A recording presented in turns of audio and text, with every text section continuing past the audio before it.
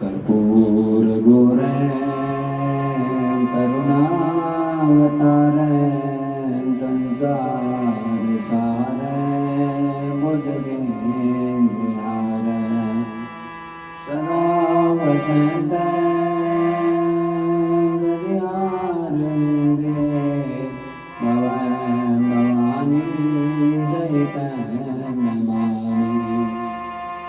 श्री भागवत भगवान की है आरती, पापियों को पाप से तारती।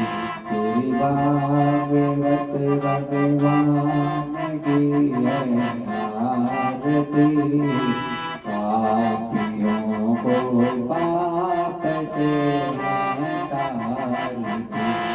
अमर ग्रंथ मोति पंथ पंचम वेद निराला, नव ज्योति जगाने वाला।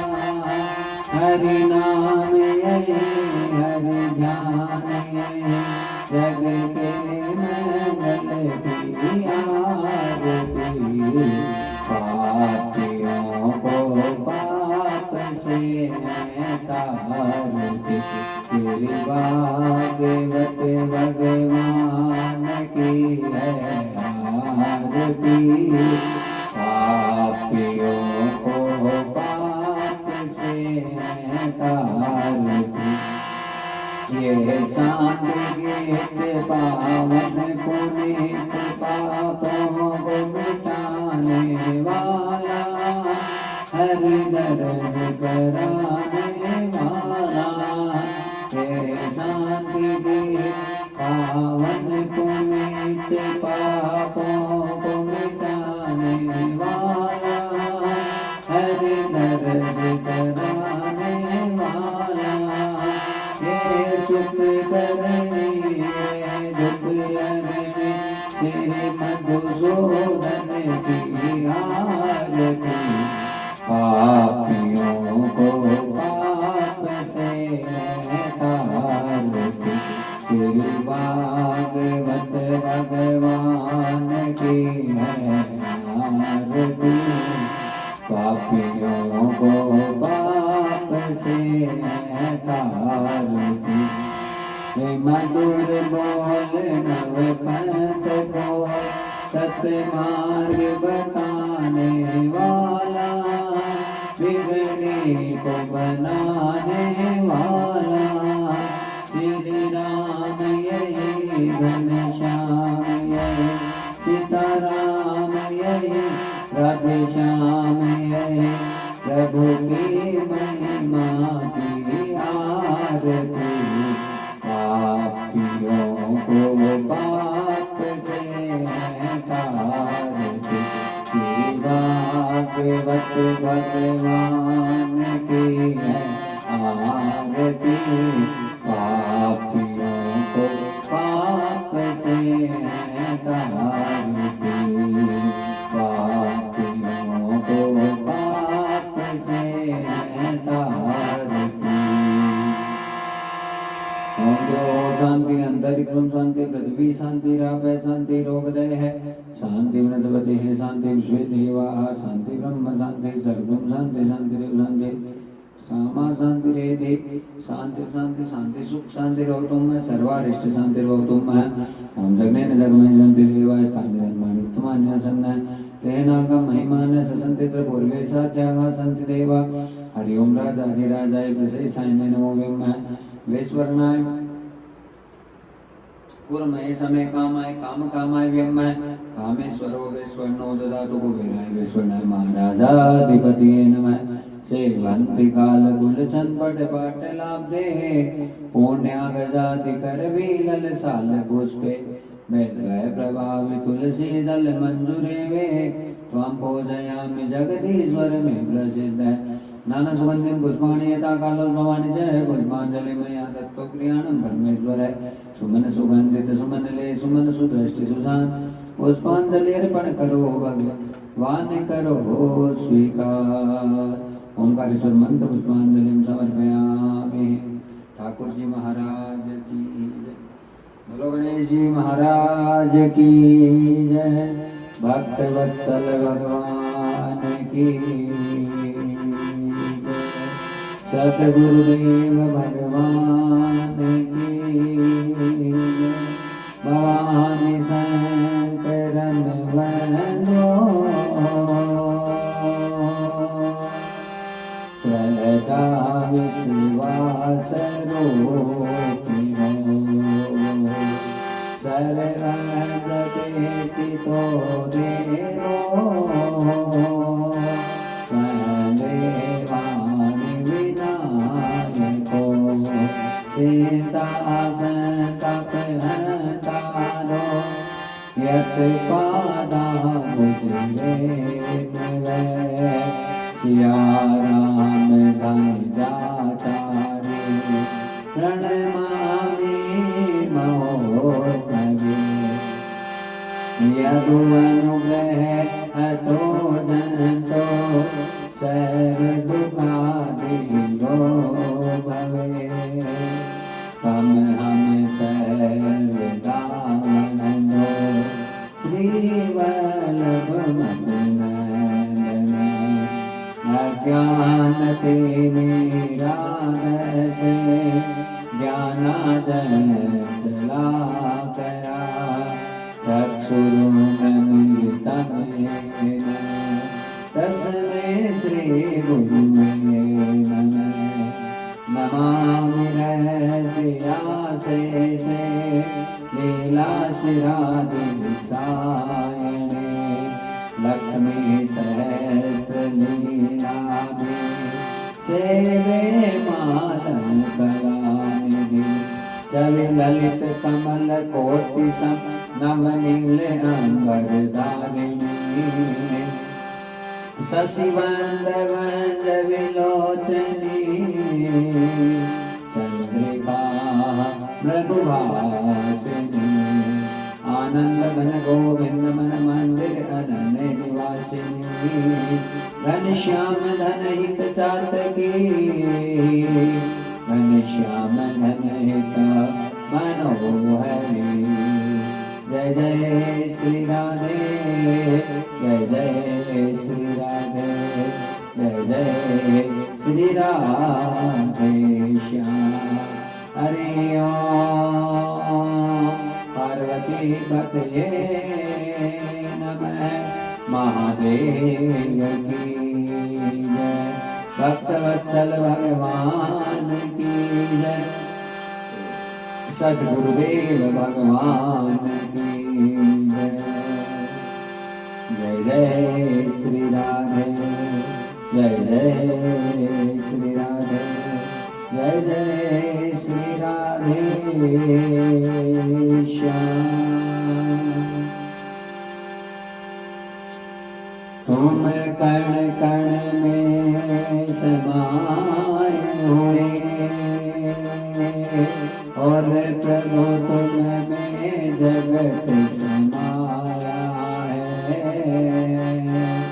तिनका हो या पर्वत हो यह सभी तुम्हारी माया है।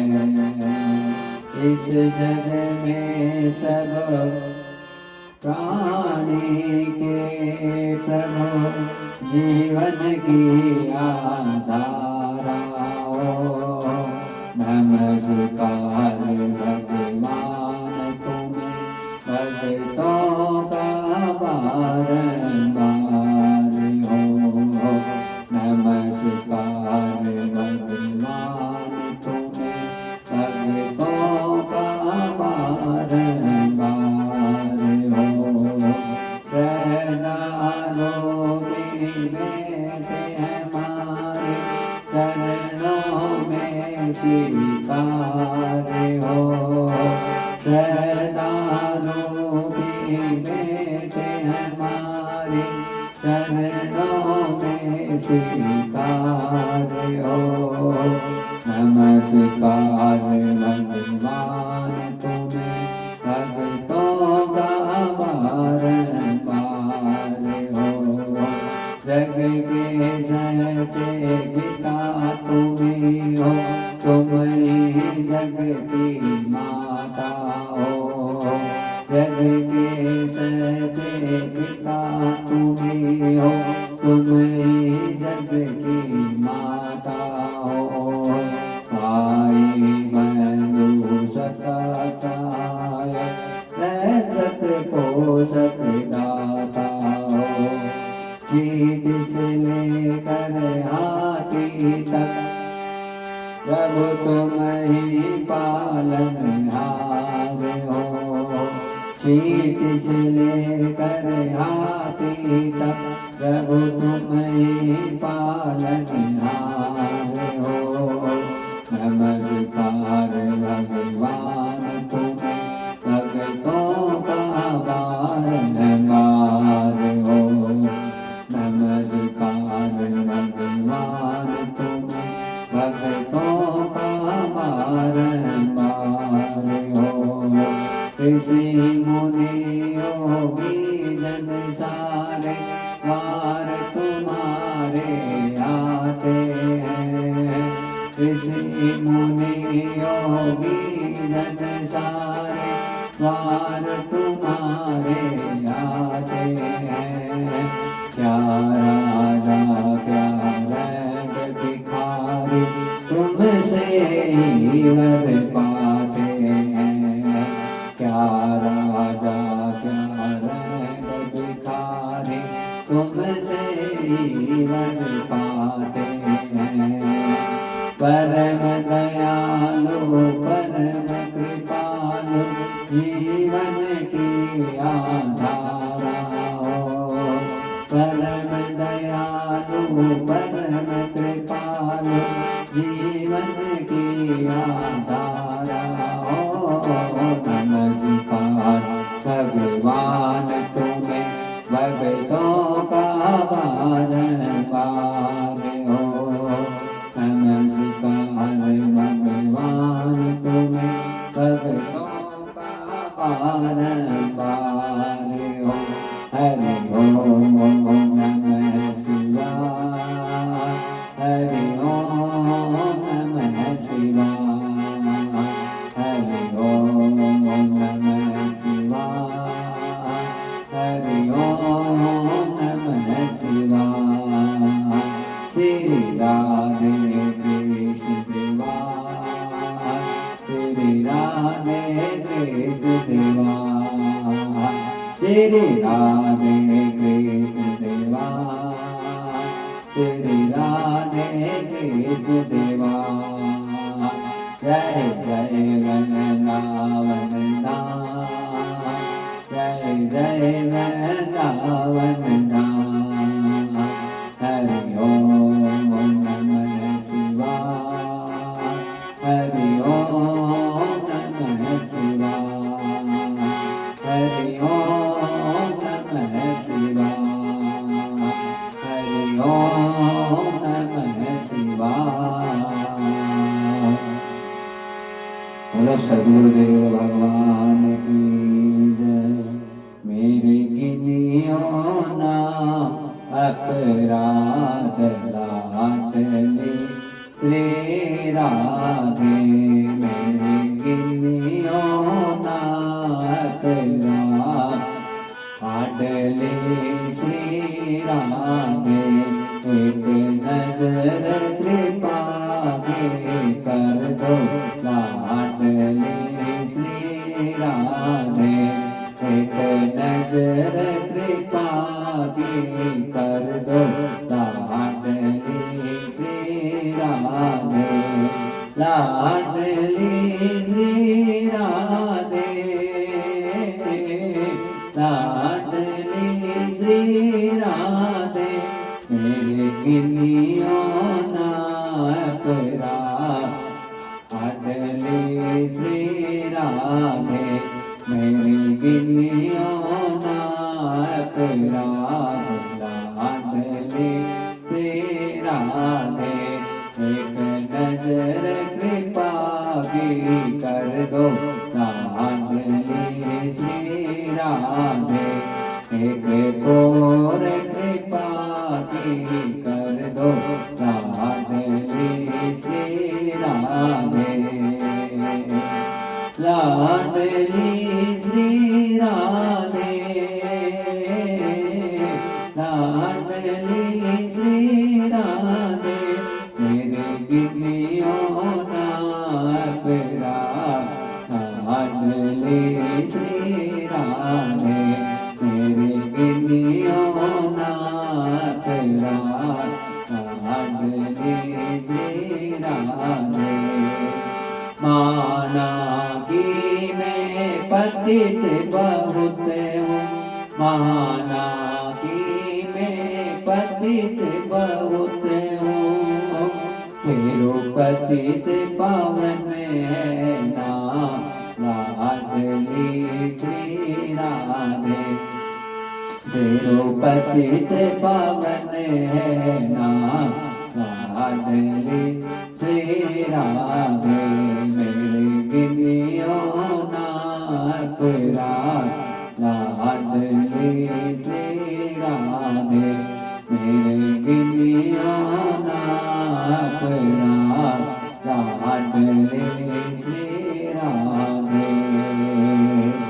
ओ एक बार वंदना है, जार बार वंदना, एक बार वंदना है, जार बार वंदना, प्यारे सतगुरु जी को बार बार वंदना, प्यारे सतगुरु जी को बार बार वंदना, एक बार वंदना है, जार बार वंदना, एक बार वंदना है, जार बार वंदना, प्यारे सतगुरु जी को बार बार वंदना, प्यारे सतगुरु जी को बार बार वंदना, प्यारे सतगुरु जी को बार बार वंदना। राधा राधा राधा राधा, राधा राधा राधा राधा, राधा राधा राधा राधा, राधा राधा राधा राधा, राधा राधा राधा राधा, राधा राधा राधा राधा, राधा राधा राधा राधा, राधा राधा राधा राधा। गोविंद भगवान की जय, भक्तवत्सल भगवान की जय, सारिया सरकार की जय। परम आनंद की बेला भक्त जन ओंकारेश्वर श्री ठाकुर जी महाराज का बहुत बड़ा अनुग्रह अनुकंपा, और उसी का परिणाम है कि आज हम इस दिव्य अनुष्ठान के विश्राम दिवस की बेला में प्रवेश कर रहे हैं। सप्तम दिवस की बड़ी अद्भुत आनंदमय कथा, और बड़े आनंद के साथ में कथा में हमारा सबका प्रवेश। कल बड़ी धूमधाम से जन्माष्टमी का महोत्सव संपूर्ण धाम वृंदावन में, संपूर्ण भारतवर्ष में, और सबको खूब खूब जन्माष्टमी की शुभकामनाएं। सर्वप्रथम ओंकार परब्रह्म परमपिता परमेश्वर का ही साक्षात वांग्मय स्वरूप श्रीमद् भागवत जी कोटि कोटि दंडवत प्रणाम करते हुए ओंकार त्वरित द्वित पीतांबरधारी अकारण करुणा वरुणालय भक्तवांचा कल्पतरु निर्गुण निराकार सगुण साकार सर्वांतर्यामी सर्वशक्तिमान अनंत अनंत विभूषित भगवान श्री जगदीश के चरणों में कोटि कोटि प्रणाम करते हुए श्री धाम वृंदावन के ब्रज मंडल परिकर के समस्त देव समाज को प्रणाम। रज रानी, यमुना महारानी, ब्रज महारानी, राधा रानी सबको प्रणाम करते हुए सदगुरुदेव भगवान के चरणों में कोटि कोटि प्रणाम। और समस्त देव समाज को सबको प्रणाम करते हुए यजमान परिवार को खूब खूब साधुवाद प्रदान करते हुए और महाराज श्री गोवर्धन नाथ गिरिराज जी के चरणों में सत वंदन प्रणाम। सबका अभिनंदन, सबको प्रणाम करते हुए बड़े आनंद सौभाग्य का विषय है ठाकुर जी की महती अनुकंपा से हम इस दिव्य अनुष्ठान के विश्राम दिवस की बेला में प्रवेश करने जा रहे हैं। बोल गोविंद भगवान की जय। भक्ति के रंग में रंगे हनुमान नजर आए। जय जय श्री राधे, जय जय श्री राधे, जय जय श्री राधे श्याम। भक्ति के रंग में रंगे हनुमान नजर आए। भक्ति के रंग में रंगे हनुमान नजर आए। जब फाड़ दिया सीना सीताराम नजर आए। जब फाड़ दिया सीना सीताराम नजर आए। भक्ति के रंग में रंगे हनुमान नजर आए। भक्ति के रंग में रंगे हनुमान नजर आए। जब फाड़ दिया सीना सीताराम नजर आए। जब फाड़ दिया सीना सीताराम नजर आए। भक्त वत्सल भगवान की, गोविंद भगवान की। भक्ति के रंग में रंगे हनुमान नजर आए और फाड़ दिया सीना तो सीताराम नजर आए। भक्त जन इस बात का क्या मतलब है? मतलब सीधा सीधा है, हनुमान जैसा कोई भक्त हो नहीं सकता। वीर शिरोमणि श्री हनुमान जी महाराज जो केवल और केवल राम नाम ही उनका आधार है। हाँ,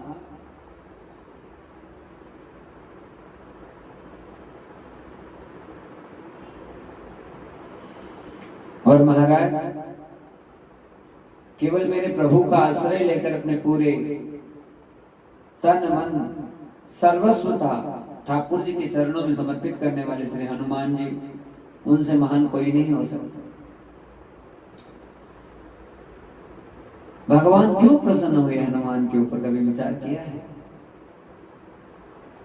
क्या कारण था? ऐसा था क्या हनुमान जी में कि राम जी प्रसन्न हो गए उनसे? पहली बात तो पहले से ही भगवान और भक्त का संबंध होता है। हनुमान जी तो कोई हो रहे नहीं, भगवान शंकर ही साक्षात रुद्र भगवान के स्वरूप में 11वें रुद्र के रूप में हनुमान रूप में आए हैं और वो ही साक्षात लीला कर रहे हैं। पर हमारे शंकर जी से बढ़कर भगवान हरि का भक्त कौन हो सकता है? हाँ, पर हनुमान जी में से क्या विशेषता कि हनुमान को राम जी ने स्वीकार किया, उनमें दैन्यता। हनुमान जी से बढ़कर कोई दैन्य नहीं, और हनुमान जी से ज्ञानी कोई नहीं है। ज्ञानी नाना अग्रगण्य, लेकिन फिर भी ये कहते हैं प्रातः काल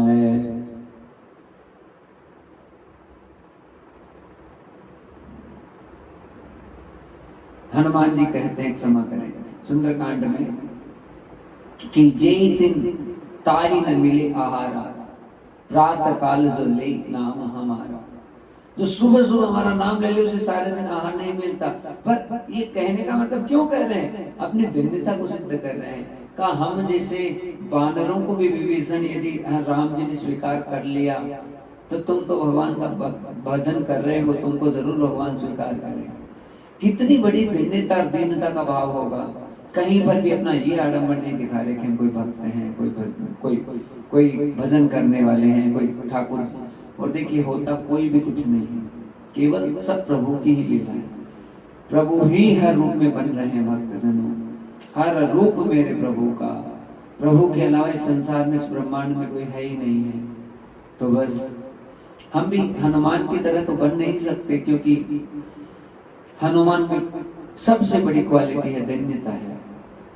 और भक्तजनों, भक्ति में जब तक दीनता की भावना नहीं आए तब तक भगवान स्वीकार नहीं करते हैं।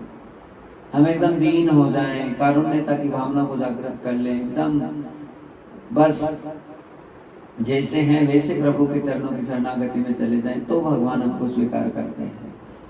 इसलिए हमको बहुत ध्यान देने की आवश्यकता है कि कारुण्यता की भावना के साथ में प्रभु के चरणों में हम जाएं, तो हमारा निश्चित रूप से उद्धार हो, हमारा कल्याण हो। हनुमान जी में और कौन सी ऐसी विशेषता है जिससे राम जी उनसे प्रसन्न होते हैं? हनुमान जी केवल और केवल राम के भरोसे ही रहते हैं। हाँ, केवल राम का ही भरोसा। मोहि राम नाम आधार, फिकर फिर क्या करना। केवल राम जी का ही आधार लेकर अपने जीवन को आगे बढ़ाया हनुमान ने। एक बार बस प्रभु के चरणों की शरणागति ले ली, तो उसके बाद में उन्होंने और किसी चीज के बारे में विचार नहीं किया। क्या हनुमान जी के आज तक भी राम जी के सामने एक शब्द बोलने की हिम्मत हुई?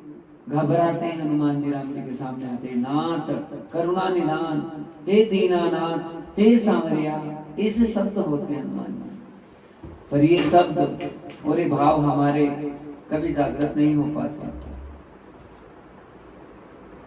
इसलिए भक्तजनों, हमको बहुत आवश्यकता है एक चीज की, क्या कि हम अपने व्यवहार में, अपने स्वभाव में बहुत कारुण्य हो जाएं।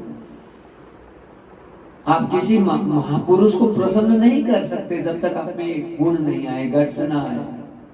हाँ महाराज, तो ये सब चीजें कहां से प्रकट होती हैं? जब मेरे प्रभु की कृपा होती है तभी ये सब सारी चीजें प्रकट होती हैं। महाराज, राधा राधा राधा, दीनता की भावना, भक्त वत्सलता की भावना हर प्रकार से भगवान को प्रकट करते हैं। इसका एक बहुत सुंदर प्रसंग हम आपको आज सुनाने जा रहे हैं, और वो ये है कि एक भक्त था, हुआ उसका नाम मोहन। मोहन भक्त की बड़ी सुंदर कथा है। और मोहन भक्त है, 6 साल का बालक है, छोटा सा। वो अपनी मैया के साथ रहता है, उसके पिताजी गुजर गए। मैया के साथ रहता है तो मैया जैसा रूखा सूखा खिलाती है, जिस प्रकार से रखती है, उसी प्रकार से मोहन रह जाता है। पर मां की आर्थिक स्थिति बड़ी विचित्र है, कोई भी साधन नहीं है उनके पास में, खाने पीने का, रहने का कोई जुगाड़ नहीं है। लेकिन फिर भी जैसे तैसे मां है, वो उस बालक का पालन करती है, मोहन का। और महाराज पालन करती है तो एक ही भाव रखती है कि मेरा एक ही बालक है, यदि थोड़ा पढ़ लिख ले, थोड़े से अक्षर का उसे ज्ञान हो जाए तो बड़ी कृपा हो जाए ठाकुर जी की। अब जिस गांव में वो माँ रहती है, जहां जिस गांव में वो मोहन रहता है, उस गांव में कोई स्कूल नहीं है भक्तजन। अब शिक्षा को ग्रहण करने के लिए दूसरे गांव में जाना पड़ता है, जिसकी दूरी लगभग 2 कोस मतलब 6 किलोमीटर की है। अब पहले के जमाने में कोई साधन तो थे नहीं, आजकल तो सब साधन है। और साधन हो या ना हो, भला इतनी गरीब है वो, इतनी स्थिति उसकी आर्थिक रूप से इतनी खराब है कि इतनी सामर्थ्यता है नहीं कि वो सब चीजों के बारे में सब चीजें कर सके।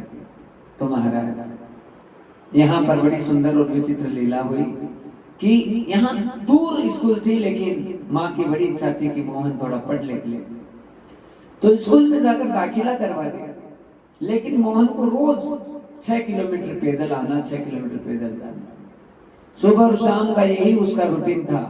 पर अब स्थिति में करे तो क्या करे भक्तजनों, क्योंकि इतनी दूरी में आना और जाना एक विचित्र स्थिति थी। तो महाराज आज ये लीला हुई कि यहाँ पर जो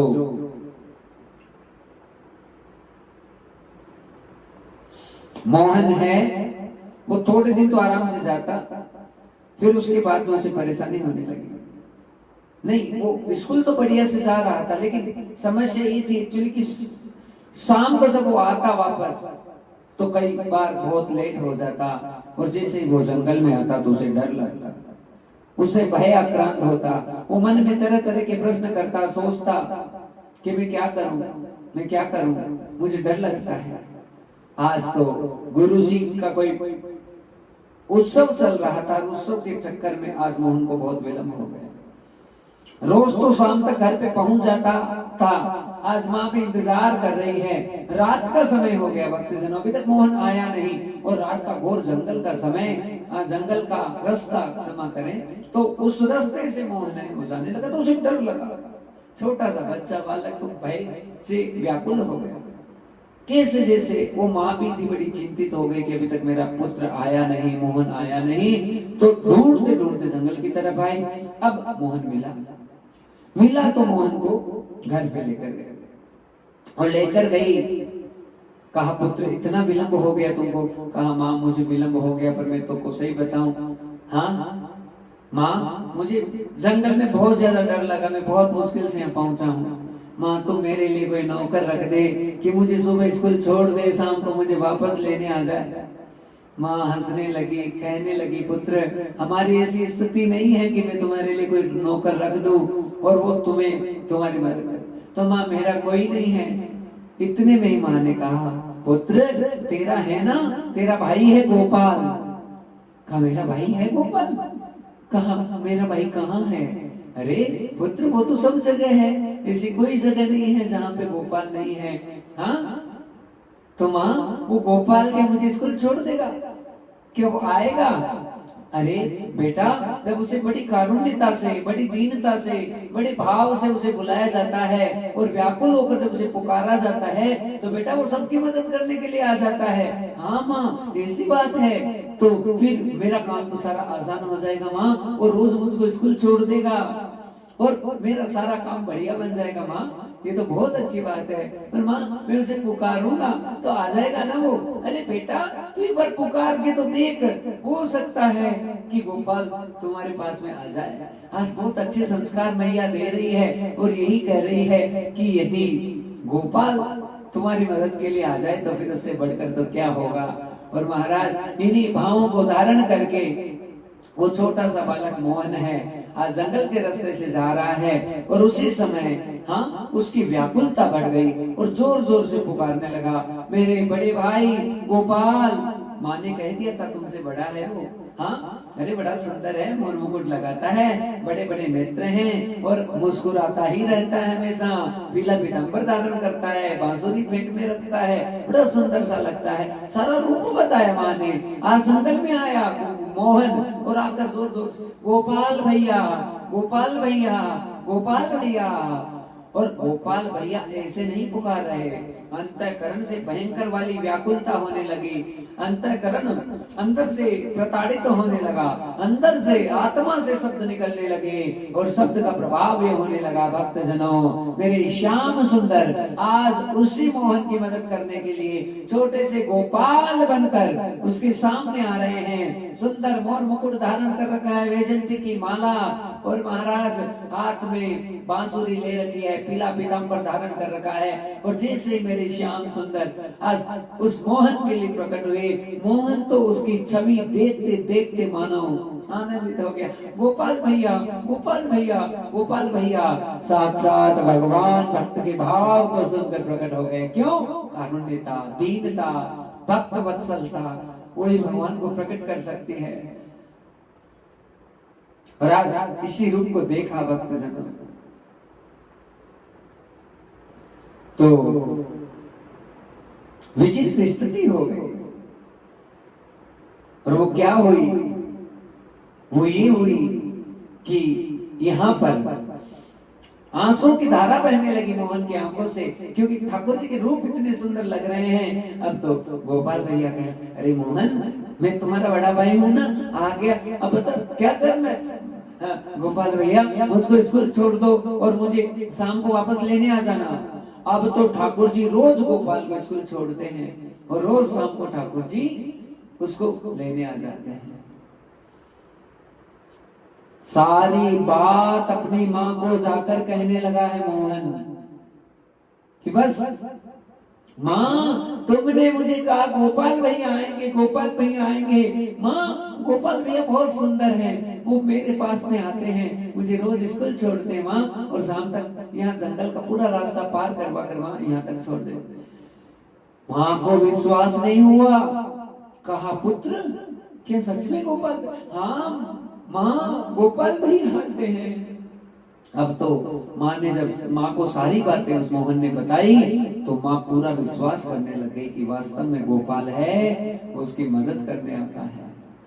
हाँ, और माँ की खुशी का ठिकाना नहीं है कि मेरे सांवरा कितने महान हैं जो मेरे पुत्र की मदद करने के लिए साक्षात आते हैं। रोज गोपाल है मोहन को घर तक छोड़ते हैं, स्कूल तक छोड़ते हैं भक्तजनों। मोहन की खुशी का ठिकाना नहीं।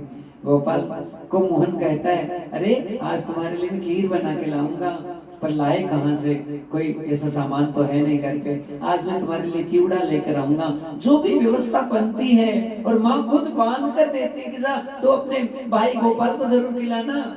इनको पता है कि ठाकुर जी खुद आते हैं, अरे मेरा रूखा सूखा भी एक तंदुल का भी भोग लगा लेगा मेरा गोपाल, मेरा नारायण, मेरा हरि, तो मेरा जीवन धन्य हो जाएगा। और महाराज यही सारी लीलाएं चलने लगी। तो यहाँ पर बड़ी विचित्र स्थिति हुई भक्तजनों, और वो ये हुई कि जो गोपाल है वो रोज ऐसा करता है। तो आज गुरु जी ने कहा कि मेरे पिताजी का श्राद्ध है और सबको कुछ न कुछ सामान लेकर आना है। अब जितने रुपए पैसे वाले थे, धनी मानी जो बच्चे थे, वो तो सब प्रकार की सामग्रियों को एकत्रित करने लगे। वो जो मोहन था दौड़ा दौड़ा आया और कहने लगा कि आप गुरुजी मुझको भी बताओ मैं क्या लाऊं। अब गुरुजी तो जानते थे इसके पास में कोई सामान है नहीं। कहा तो थोड़ा सा दूध ले आना। कहा ठीक है। अपनी माँ के पास आया, माँ आज गुरुजी के पिताजी का श्राद्ध है, तो दूध मंगाया गुरुजी। माँ ने तो माथा पकड़ लिया, पुत्र हमारे घर में दूध है नहीं, कहां से? हाँ बेटा, कोई ऐसी व्यवस्था नहीं है जिसे मैं दूध देकर तुम्हें संतुष्ट कर दूं। अब तो बस तू एक ही काम कर, दो गोपाल के पास जा, गोपाल को ही जाकर कह देना कि तुझको जो है वो दूध है वो प्रदान कर दे। तो महाराज आज जो मोहन है वो गोपाल भैया के पास गया। गोपाल भैया आज आपको पता है हमारी पाठशाला में गुरुजी के पिताजी का श्राद्ध है, तो उन्होंने दूध मंगाया मुझसे। गोपाल भैया मेरी मैया के पास तो दूध था नहीं, आपसे कोई व्यवस्था हो जाए तो कर दो। ठाकुर जी कहने लगे, अरे मोहन तू क्यों चिंता करता है, तुमको जरूर दूध की व्यवस्था होगी। आज इतनी छोटी सी लुटिया ठाकुर जी गोपाल को देते हैं, कहा ले दूध। अब उस इतनी सी लुटिया को भी भक्तजनों वो गोपाल मोहन है बड़े भाव से लेकर जा रहा है। गुरुजी मैं दूध लेकर आया। अब स्कूल के जितने बच्चे हैं बड़े धनी मानी थे, महाराज दुनिया भर का सामान लाए। अब गोपाल की इतनी, मोहन की इतनी छोटी सी वाली जो लुटिया, उसे कौन देखने वाला था। अब बार बार मोहन गुरुजी के पीछे पड़ा। गुरुजी तो काम काज में व्यस्त हो रहे थे। कहने लगे, रे ये बालक मुझे क्यों परेशान कर रहा है, कितनी देर हो गई इसको, क्या कोई लाया है क्या 10-20 किलो दूध, एक छोटा सा इतनी सी लुटिया लेकर आया, रे दूध दूध दूध दूध कर रहा है। अरे बालक लाया है तो जा डाल दे इस पात्र में। अब जोर से खींच कर जब गुरुजी ने मोहन को बोला तो मोहन की आंखों में आंसू आ गए। मोहन रुदन करने लग गया, रोने लगा कि मैं कितने भाव से गुरुजी के लिए दूध लेकर आया, पर गुरुजी तो ध्यान ही नहीं दे रहे। महाराज कहते हैं भक्तजनों, जब उस लुटिया को खाली करने लगे तो छोटा पात्र था वो भर गया, पूरी बाल्टी भर गई। हाँ, दूसरा बड़ी कढ़ाई रखी, वो भी भर गई। बड़े से बड़ा पात्र रखा, वो भर गया। भला श्री गोपाल के हाथ का दूध है, श्री नारायण के हाथ का दूध है। वो लुटिया थी छोटी सी, वो खाली नहीं हो महाराज, बस डाले जाओ, जितना चाहे उतना दूध ले लो। और गुरुजी को जाकर जब जहाँ पे जो काम कर रहे थे उनको कहा गुरुजी को जाकर कि गुरुजी कमाल हो गया, जो मोहन एक छोटी सी लुटिया लेकर आया है दूध की, वो दूध क्या है गुरुदेव, वो तो साक्षात अमृत है, वो लुटिया खाली नहीं हो रही है। तब जाके गुरुजी ने मोहन को गले लगाया। कहा मोहन ये लुटिया तुमको कहाँ से? गुरुजी ये तो मेरे गोपाल भैया है ना, उन्होंने दी थी। अरे मेरी मैया के पास तो दूध की व्यवस्था नहीं थी। गोपाल भैया ने कहा जा तू ये लुटिया लेकर चला जा, तेरे गुरुजी प्रसन्न हो जाएंगे। कहा ये गोपाल भैया कौन है? अरे गोपाल भैया वो मोर मुकुट लगा कर आते हैं, वो वैजंती की माला धारण करते हैं, पीताम्बर पहन के, इतने सुंदर गोपाल भैया। मुझे रोज गुरुजी स्कूल छोड़ने आते हैं और रोज मुझे घर तक छोड़ना। जैसे ये बातें कहने लगे गुरुजी सारी बात समझने लगे कि वास्तव में इस बालक के ऊपर कोई भगवान की बहुत बड़ी कृपा है, साक्षात नारायण इस पर प्रसन्न है। और महाराज आज गुरुजी निवेदन करने लगे, जब श्राद्ध हो गया, सबको जिमा दिया, कहा मोहन तू है ना अपने गोपाल भैया से मुझको नहीं मिलाएगी? हाँ गुरुजी मैं आपको क्यों नहीं मिलाऊंगा, चलो आप मेरे साथ में। महाराज आज उसी जंगल के रास्ते की तरफ जाने लगे। मोहन पहुंचा, जोर जोर से ठाकुर जी को पुकारने लगा, अरे गोपाल भैया, गोपाल भैया, गोपाल भैया, आवाज लगा रहा है, पर आज ठाकुर जी नहीं आ रहे। मोहन आज मैं नहीं आ सकता। कहा क्या बात, तुम साथ में किसको लेकर आए मोहन? ये तो मेरे गुरुजी हैं गोपाल भैया, बड़े प्यारे हैं, आपका दर्शन करना चाहते हैं। अरे नहीं मोहन, मैं केवल तुझको ही दर्शन दे सकता हूँ, तुम्हारे गुरुजी को दर्शन नहीं दे सकता। अपने गुरुजी से बोल दे कि वो लौट जाए। गुरुजी गोपाल भैया मना कर रहे हैं आपको दर्शन देने के लिए। गुरुजी रोने लगे। कहा अरे एक बार अपने गोपाल भैया से वापस आग्रह कर दे कि मेरा भी जीवन धन्य हो जाए। हाँ महाराज बार बार ये कहने लगे। मोहन पुकार रहा है कि गोपाल भैया एक बार गुरुजी को भी दिख जाओ, एक बार मेरे गुरुजी को भी दिख जाओ। गोपाल भैया कहने लगे कि गुरुजी के अंतःकरण में अभी वो सामर्थ्यता नहीं है कि अभी मेरे दर्शन कर ले। अरे मोहन तेरा हृदय तो एकदम साफ है, पवित्र है, पावन है, पुनीत है, इसलिए मैं तुझे दिख सकता हूँ, पर मैं गुरुजी को नहीं दिखाई दे सकता। अरे कोई लीला तो करो। वो आज मोहन चिल्ला चिल्ला कर गोपाल भैया को कहने लगा। तो आज ठाकुर जी ने इस लीला की भक्तजनों की अद्भुत प्रकाश नजर आया केवल गुरुजी को, और कह दिया कि हे मोहन अपने गुरुजी को कहते बस इस प्रकाश से ही संतुष्ट हो जाएं। आगे जब भगवान की कृपा होगी तभी तुम्हें दर्शन करने का अधिकार पूरा प्राप्त होगा। पर गुरुजी ने जैसे उस प्रकाश के दर्शन किए तो उसी समय गुरुजी जान गए, मान गए कि वास्तव में ठाकुर जी की इस पर बालक पर बहुत बड़ी कृपा है। और महाराज उसी भगवान की छवि को जब गुरुजी धीरे धीरे अपने अंतःकरण में बैठाने लगे तो आज अपने हृदय पटल पर गुरुजी ने भी भगवान के दर्शन कर लिए। और भक्तजनों आज जब गुरुजी चले गए गदगद होकर, हाँ तो उसी समय गोपाल जो मोहन है वो घर पे गोपाल को लेकर जा रहा है। और आज पहली बार श्री गोपाल जी जो है उस मोहन की माँ से मिलने के लिए गए हैं। आज महाराज मोहन के साथ में गोपाल भैया अंदर चले गए और जाकर उस माँ की गोदी में बैठ गए। माँ प्यार और प्रेम करने लगी दोनों बालकों से बड़े आनंद के साथ में। ऐसे साक्षात भगवान भाई बनकर आए मोहन के, क्यों नहीं आए यदि अनन्य प्रेम, कारुण्यता, दीनता, भक्त वत्सलता हाँ ये हो तो हम पर बहुत बड़ी कृपा भगवान की हो जाती है। इसलिए गाओ मेरे साथ सावेरा आओ तो सही रे गिरधर, आओ तो सही माधोरा मंदिर में मीराबाई एकली खड़ी रे मोहन, आओ तो सही रे मोहन, आओ तो सही माधोरा मंदिर में मीराबाई एकली खड़ी, एकली खड़ी रे मोहन, एकली खड़ी, एकली खड़ी रे गिरधर, एकली खड़ी रे मोहन, आवो तो सही रे गिरधर, आवो तो सही माधोरा मंदिर में मीराबाई एकली खड़ी ओ मोहन, आवो तो सही रे गिरधर, आवो तो सही माधो माधोरा मंदिर में मेरा भाई एकली खड़े हे कहो तो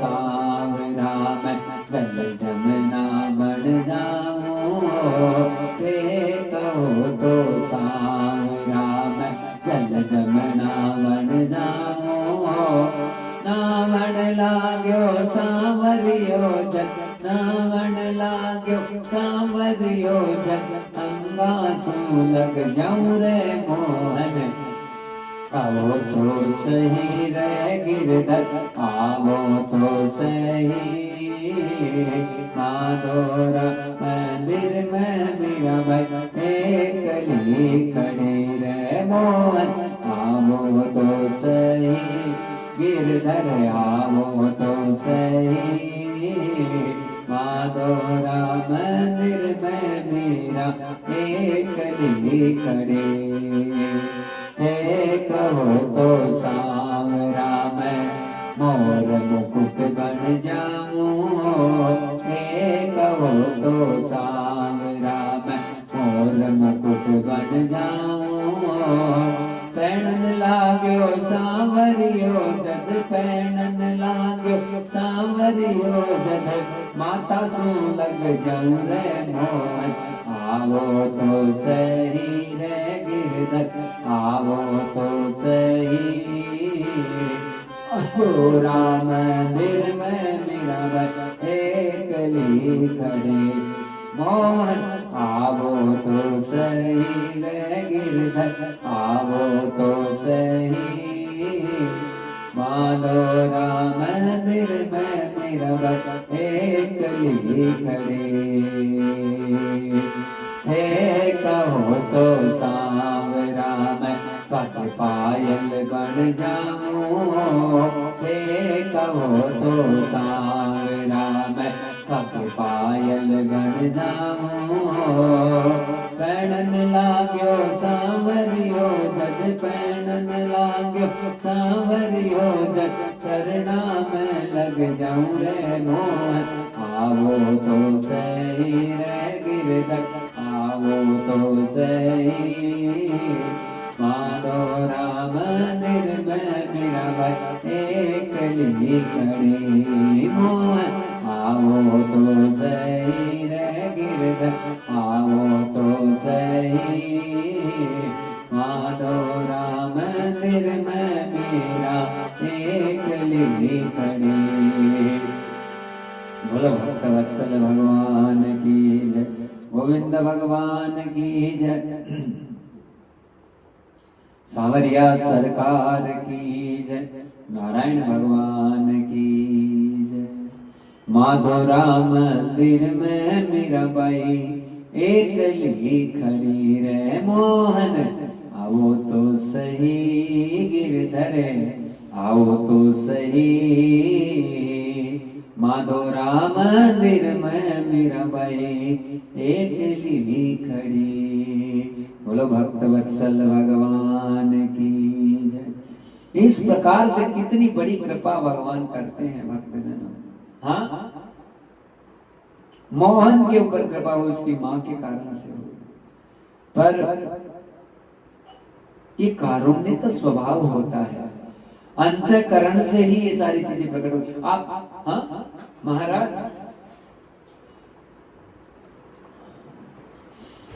भगवान के साथ में हम व्यवहार कैसा करते हैं, ठाकुर जी से कैसे किस प्रकार से हमारा संबंध और बातचीत होती है, ये भी एक बहुत महत्वपूर्ण विषय होता है। बस उसी के हिसाब से प्रभु की, परमात्मा की, हरि की, नारायण की कृपा और करुणा होती है। राधा तो महाराज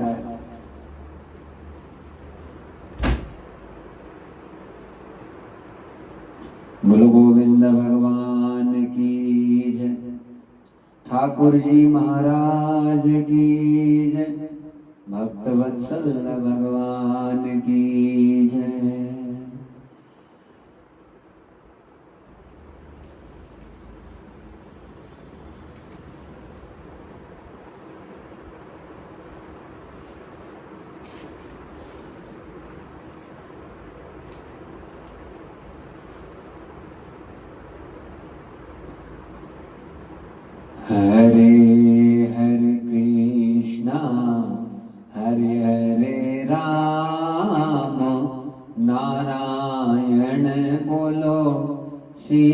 सीताराम।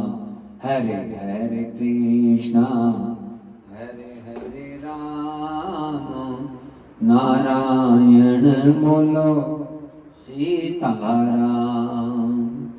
नारायण बोलो सीताराम, नारायण बोलो सीताराम। नारायण बोलो सीताराम, नारायण बोलो सीताराम। हरे हरे कृष्णा हरे हरे राम, नारायण बोलो सीताराम।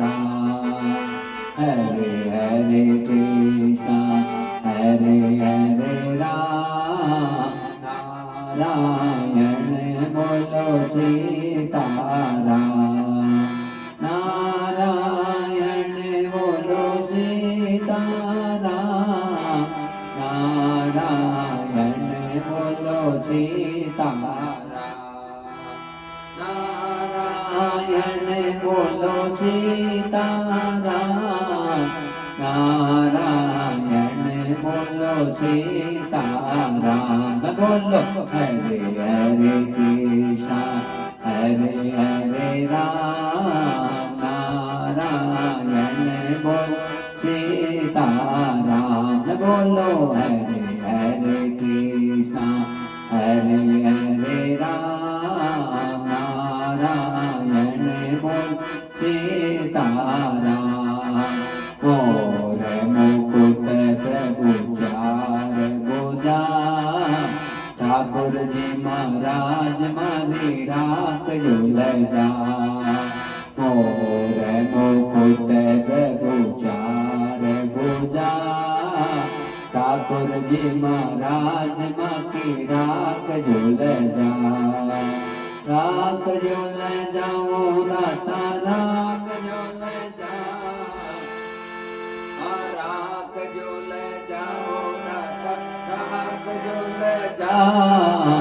शरण प्रजा की सबकी राख झुल जा, राख झुल जाओ दाता राख झुल जा। शरण प्रजा की सबकी राख झुल जा। बोलो हरे हरे कृष्णा हरे हरे राम, हरे हरे कृष्णा हरे हरे राम, नारायण बोलो सीताराम। बोलो हरे हरे कृष्णा हरे हरे राम,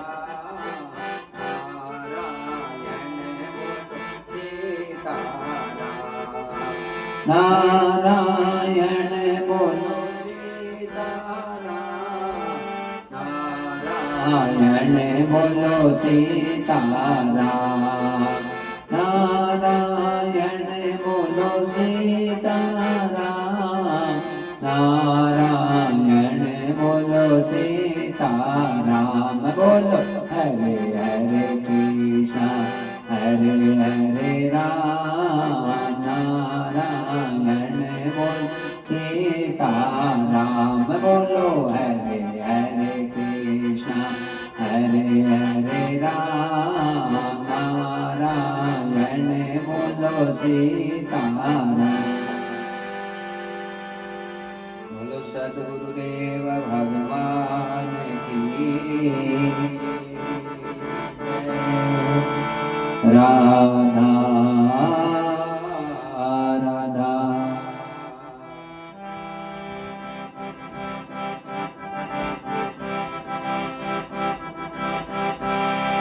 बोलो गोविंद भगवान की क्षमा करे भक्तजनों। बोलिए सांवरिया सरकार की जय। तो महाराज आइए कथा के क्रम में हम आनंद के साथ में प्रवेश कर रहे हैं। और कल जब कथा को विश्राम दिया तो भगवान की रास लीला के हम दर्शन कर रहे थे। महारास के कैसे रचा है रास प्रभु ने लीला लीला करी करतार ने। धन्य धन्य हुए सब ब्रजवासी और ठाकुर को प्रणाम बारंबार रे। ऐसे प्रभु को, दयालु दाता को बार बार हम नमन वंदन और उन्हीं का चिंतन करते हैं। थोड़ा सा कीर्तन हमको और करना पड़ेगा कथा के और भावों को प्रकट करने के लिए। थोड़े से साउंड में थोड़ी सी गड़बड़ हो गई भक्तजनों, थोड़ा सा कीर्तन और करने से आगे बढ़ते हैं। गोविंद जय जय गोपाल जय जय राधा रमण हरि गोविंद जय जय गोविंद बोलो हरि गोपाल बोलो गोविंद बोलो हरि गोपाल बोलो राधा रमण हरि गोविंद बोलो राधा रमण हरि गोविंद बोलो गोविंद जय जय गोपाल जय जय राधा रमण हरि गोविंद जय जय गोविंद बोलो हरि गोपाल बोलो गोविंद बोलो हरि गोपाल बोलो राधा रमण हरि गोविंद बोलो राधा रमण हरि गोविंद बोलो गोविंद जय जय गोपाल जय जय गोविंद जय जय गोपाल जय जय राधा रमण हरि गोविंद जय जय राधा रमण हरि गोविंद जय जय गोविंद बोलो हरि गोपाल बोलो राधा रमण हरि गोविंद बोलो राधा रमण हरि गोविंद बोलो। तो बड़े आनंद के साथ में भक्तजनों कथा के क्रम को लेते हैं। और कल जब कथा को विश्राम दे रहे थे तो बड़े आनंद के साथ में श्री ठाकुर जी के अनन्य लीलाएं चल रही थी। रास चला, रास रचो है, रास रचो है यमुना किनारे महारास रचो है। अब तो महाराज श्री ठाकुर जी श्री राधा रानी से मिलकर वापस वृंदावन आए हैं। उसी समय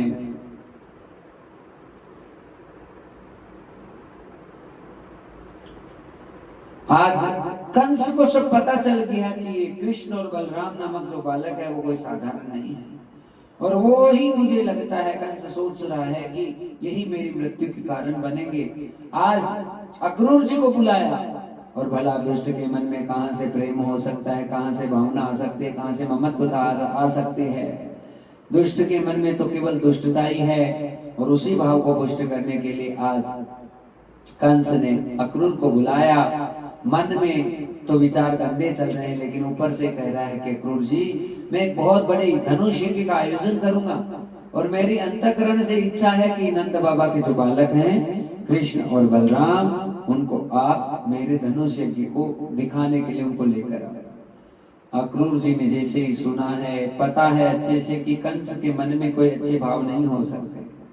हाँ, कंस जो दया की 1% भी कोई भावना अंतःकरण में नहीं रखता, वो क्या भला आज ऐसी भावना को जागृत करके कैसे सोच सकता है कि कृष्ण और बलराम बड़े आनंद से यहाँ पे आए। पर महाराज विधाता की लीला तो महान है भक्तजनों। आज उसी चीज को पुष्ट करने के लिए जो राधा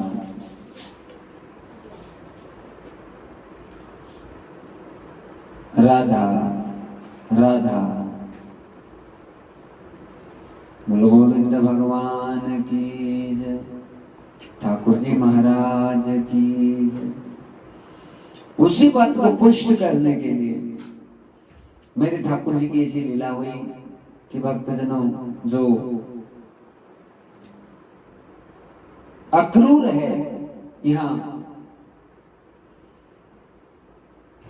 कंस के यहाँ से वृंदावन आने की तैयारी कर रहे हैं, और वृंदावन आ रहे हैं तो एक ही भाव लेकर आ रहे हैं, आज मेरा कौन सा भाग जागृत हुआ है कि मुझे साक्षात मेरे गोविंद के दर्शन होंगे। अक्रूर जी जानते हैं कि जो बालक है श्री कृष्ण वो नंद बाबा का ही, वो वसुदेव का ही बालक है, और नंद बाबा के यहाँ पे पल रहा है, पोस रहा है। अक्रूर जी को कहीं न कहीं भान है कि बालक साधारण नहीं है, ये साक्षात भगवान का रूप और स्वरूप है। और उसी बात को पुष्ट करने के लिए आज अक्रूर जी हैं भक्तजनों बड़े प्रसन्न हो रहे हैं कि आज मुझे कितने दिनों से ठाकुर जी के दर्शन होंगे। दर्शन के लिए मन में ऐसी ही पीड़ा और भावना रखने की आवश्यकता है कि बस मेरे प्रभु से हमारा कैसे भी हो मिलन हो जाए, मेरे नाथ से, मेरे गोविंद से, मेरे करुणा निधान से। हाँ, और वो मुलाकात बड़ी महान होती है भक्तजनों, जब हमें भगवान से मिलने का अवसर प्रदान होता है। आज अक्रूर जी अपने किस्मत को बड़ा सराह रहे हैं, बड़े प्रसन्न हो रहे हैं कि आज कितनी बड़ी बात है कि मुझे साक्षात भगवान के दर्शन होंगे। और इसी भावना को जागृत करते हुए अक्रूर जी आज वृंदावन में प्रवेश कर रहे हैं। और श्री सुखदेव मुनि महाराज कहते हैं कि रोते जा रहे हैं, बिलखते जा रहे हैं, मन में भावों को बना रहे हैं कि मैं क्या प्रणाम करूंगा, क्या मैं उन्हें गले, वो मुझे गले लगाएंगे, क्या वो मुझे, मैं कैसे उनके सामने जाऊंगा। इन्हीं बातों को लेकर आज अक्रूर जी का प्रवेश वृंदावन में हुआ। देखते देखते अक्रूर जी आज भक्तजनों पहुंच गए कहाँ पे, वहीं नंद बाबा के घर में। आज श्री ठाकुर जी तो गैया चराने गए हैं, और उसी समय पता चला है कि यहाँ नंद बाबा को कि अक्रूर आए हैं। तो बड़े प्रसन्न हुए, अक्रूर जी का खूब स्वागत किया, सत्कार किया, उन्हें बैठाया और कहा कि हे अक्रूर जी, हमारे बहुत बड़े भाग्य हैं कि आप यहाँ पर आए हैं, ये बहुत बहुत धन्यता आपने सिद्ध की, आप यहाँ पधारे, और बताइए आने का कारण क्या है। अपने मन की सारी जिज्ञासाओं को अक्रूर जी प्रकट करने लगे हैं, सारी बातें बताने लगे हैं कि कंस है एक बहुत बड़े धनुष यज्ञ का आयोजन कर रहा है महाराज, और उसमें आपके बालकों श्री कृष्ण और बलराम को आमंत्रित किया है। नंद बाबा ने अपना सिर पकड़ लिया और सोचने लगे छोटे छोटे बालकों का यज्ञ में क्या काम है। लेकिन अक्रूर जी बात करते करते सारा इशारा कर रहे हैं कि देखो, कंस के मन में कभी दया और प्रेम की भावना जागृत नहीं हो सकती। पता नहीं वो किस उद्देश्य से आपके बालकों को बुला रहा है, हाँ, पर आपको भेजना तो पड़ेगा, क्योंकि कोई उपाय नहीं है। आप नहीं भेजेंगे तो फिर स्थिति सही नहीं होगी, क्योंकि आप जानते हैं कंस कैसा है, उसकी क्रूरता आपके ऊपर भारी पड़ जाएगी। इसलिए बाबा आपको यही सोचना पड़ेगा कि आप बालकों को भेजो। उसी समय गैया चरा कर मेरे बाल कृष्ण गोविंद भगवान आज अपने सखाओं के साथ में, बलराम जी के साथ में घर में प्रवेश कर रहे हैं। और जैसे मेरे प्रभु का प्रवेश हुआ, अक्रूर जी आए, आकर प्रणाम करने लगे। अक्रूर के भावों को भगवान जान गए और आज उठाकर गले से लगाया, चाचा जी चाचा। और महाराज अक्रूर जी धन्य हो गए, भगवान का स्पर्श पाके रोम रोम गदगद हो गया। यशोदा माता आकर खड़ी हो गई है। उसी समय नंद बाबा कहने लगे हैं कि इन बालकों को सुबह होते ही मथुरा जाना है। मैया तो जोर जोर से रुदन करने लगे, और क्यों ना रोए, भला एक ही भाव है कि मैं कैसे अपने छोटे छोटे बालकों को वहां पे भेज दूं। और कंस का स्वभाव सब जानते हैं, कंस बड़ा आतंकित है भक्तजनों, और ऐसे स्वभाव में यदि वहां पर भेजे कोई बालकों का नुकसान हो जाए तो मैया की कैसे बर्दाश्त हो। छोटे छोटे नेक से बालक, प्यारे प्यारे बालक, हाँ, अभी 11 साल की आयु है मेरे ठाकुर जी की जब कंस का वध करेंगे। इतने छोटे से लालजी पर आज जो न्योता आया, उसी न्योते को स्वीकार करके भगवान है रथ में आरूढ़ हो गए हैं। सुबह का समय है और उसी समय ब्रजमंडल में मानो मातम छा गया। मत जाओ नीरज को छोड़, कन्हैया तेरी याद आएगी। मत जाओ नीरज को छोड़, कन्हैया तेरी याद आएगी। याद आएगी कन्हैया, याद आएगी। आएगी कन्हैया याद आएगी। मत जाओ बीरज को छोड़ कन्हैया तेरी याद आएगी। मत जाओ बीरज को छोड़ कन्हैया तेरी याद आएगी। यशोदा भी रोवे रे नंद जी भी रोवे। यशोदा भी रोवे ओ नंद जी भी रोवे। रोवे बीरज का मोर कन्हैया तेरी याद आएगी। ओ रोवे बीरज का मोर कन्हैया तेरी याद आएगी। मत जाओ बीरज को छोड़ कन्हैया तेरी याद आएगी। याद आएगी कन्हैया याद आएगी। मत जाओ बीरज को छोड़ कन्हैया तेरी याद आएगी। मत जाओ बीरज को छोड़ कन्हैया तेरी याद आएगी। वाला भी रोवे रे गोपी भी रोवे। वाला भी रोवे रे गोपी भी रोवे। रोवे बीरज का पेड़ कन्हैया तेरी याद आएगी। रोवे बीरज का पेड़ कन्हैया तेरी याद आएगी। मत जाओ बीरज को छोड़ कन्हैया तेरी याद आएगी। सारे ग्वालियां जो गोपियां हैं क्षमा करे भक्तजनों सड़क पर लेट गए और भगवान को आजरत से नीचे उतरना पड़ा। सारे गोपियों को समझा रहे हैं नहीं जाने दोगे तो बड़ा तकलीफ होगी, दुख होगा। गोपियों ने इस बात को स्वीकार किया कि प्रभु का जाना जरूरी है। इधर से राधा रानी विलकती हुई श्री श्याम सुंदर के पास आई। भगवान ने तरह तरह से राधा रानी को समझाया है।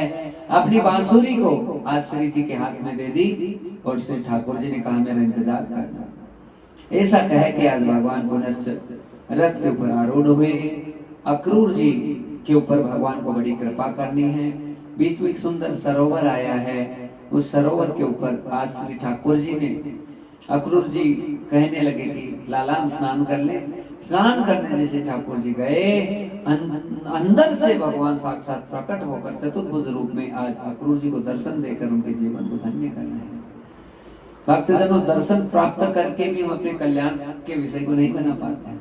केवल दर्शन होना ही सब चीजें नहीं है। दर्शन होने के बाद में कितनी साधना और भगवान की भक्ति में हम लगते हैं, ये एक बहुत जरूरी विषय होता है। तो महाराज और हम कौन किसको सिखा सकते हैं बता दीजिए। कोई किसी की सामर्थ्यता नहीं है। अपने दिल की आत्मा की बात यह है कि हम यहाँ एक स्थान पर बैठकर जो कथा करते हैं उसमें जो आनंद आता है और कहीं इधर उधर डोलने में नहीं आता। क्योंकि हमारी तो कोई चाह नहीं कि हमें कोई धन चाहिए, कोई दौलत चाहिए, हमारा कोई काम रुक रहा है, हाँ नहीं चाहिए अपन को कुछ भी। बस मस्ती में भगवान की मस्ती, आनंद मंगल में भक्त जनों बस ऐसे गाते रहे प्रभु के गुण और अंतिम श्वास तक गाएंगे। ये तो अधिकार है हमारा। हाँ कोई सुने ना सुने, कोई देखे ना देखे, हमको कोई फर्क नहीं पड़ता। हमें अपना कर्तव्य निभाना है।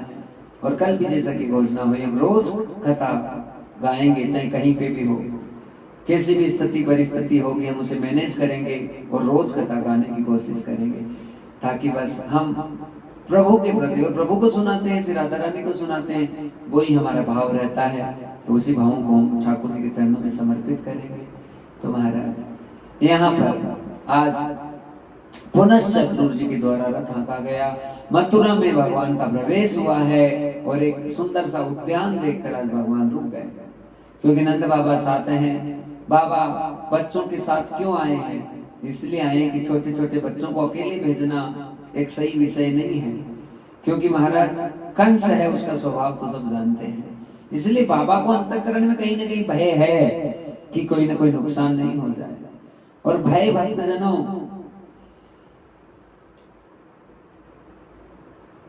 हमें इस बात का रहता है कि हमारा कुछ ये हो जाए वो हो जाए, पर यदि हमने सत्ता परमात्मा को समर्पित कर दी, फिर चाहे वो हमें दुख दे तो भी उसमें हमें खुशी समझनी चाहिए, फिर चाहे हमें अच्छा मिले तो भी हमें खुशी समझनी चाहिए। हर हाल में हमको प्रसन्न रहना ही हमारा जीवन है।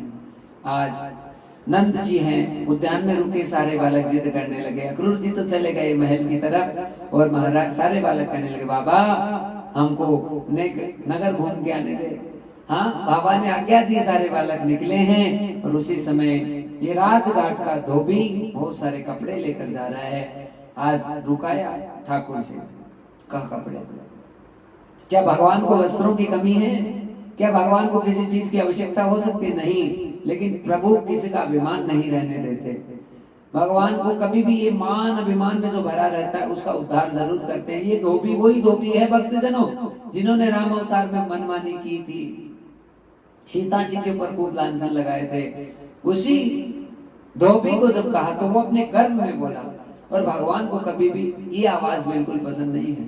ठाकुर जी को केवल और केवल प्रेम की भाषा ही समझ में आती है और दूसरी कोई भाषा समझ में आती नहीं है।